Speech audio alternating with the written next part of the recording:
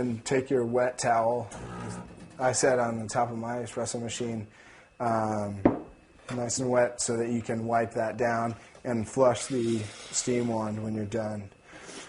So the question is when to turn off the steam wand and stop steaming, stop heating up the milk for your drink, and it's all a matter of preference. One guideline to go by is, once again by using a thermometer, is after you steam it, test the temperature.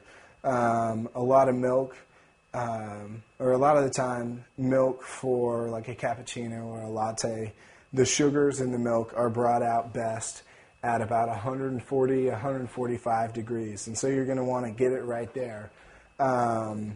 Basically, another guideline I go by is if the pitcher's too hot to touch, if the milk's too hot to hold, the drink is probably going to be too hot to drink.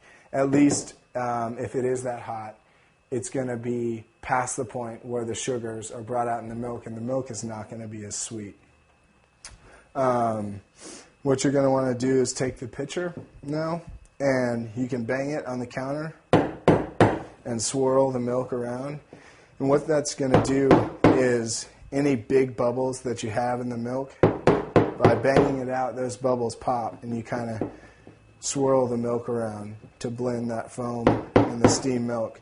That's going to create a nice, silky, smooth, even texture to your milk, which is the way that I like cappuccinos.